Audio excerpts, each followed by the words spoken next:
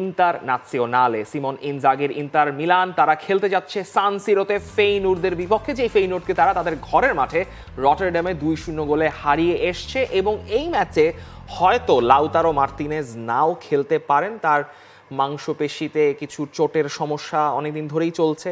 এবং যেহেতু তাদেরকে আরেকটা টাইটেল রেস অর্থাৎ সেরিয়ার একটা টাইটেল রেসেও থাকতে হচ্ছে, সামনে আতালান্তার সঙ্গে ম্যাচ আছে রোববার দিনই আতালান্তার সাথে তাদের ম্যাচ, সেটার জন্য হয়তো মানে এইরকম লাক্সারি এখন ইনজাগির সামনে আছে যে চ্যাম্পিয়ন্স লিগের রাউন্ড অফ 16-এর ম্যাচে ফেইনুর্দের সঙ্গে তিনি লাউতারোকে খেলাবেন না। দেখেন, আপনি যদি লাউতারোকে নাও খেলান, আপনার হাতে কিন্তু অপশনের অভাব নাই। আপনার আর্নাতোভিচ আছেন, তিনি আসলে গোল করছেন, সেই জায়গায় এইটা আপনার একটা প্লাস পয়েন্ট। ইনফ্যাক্ট আপনি চাইলে আপনি থুরামকেও বসিয়ে রাখতে পারেন, ওই অপশনও আপনার কাছে বসায় রাখবেন।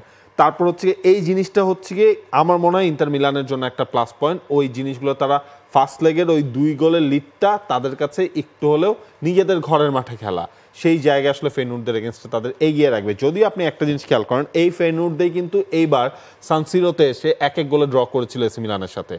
সুতরাং রবিন ভ্যান পার্সি তিনি এসেছেন, তার প্রথমবারের মতো চ্যাম্পিয়ন্স লিগের যাত্রাটা এখানেই থেমে যায় কিনা, আমার মনে হয় তিনিও একটা লাস্ট ট্রাই হলেও দেবেন, তিনি একটা লাস্ট ট্রাই দেবেন এবং সেটাই আসলে রেজিস্টার করছেন সিমন ইনজাগি। এবং তিনি বলছেন যে ফেইনুর্দ কখনোই সহজ অপোনেন্ট হবে না রাউন্ড অফ 16-এর সেকেন্ড লেগে।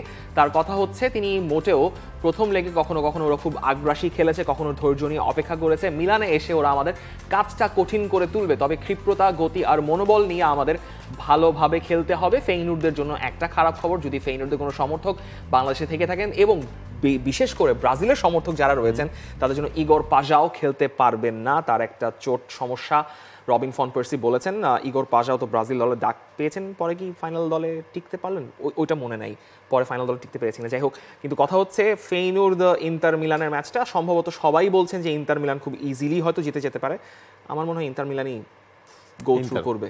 আমার প্রেডিকশন আসলে ইন্টার মিলানের দিকে।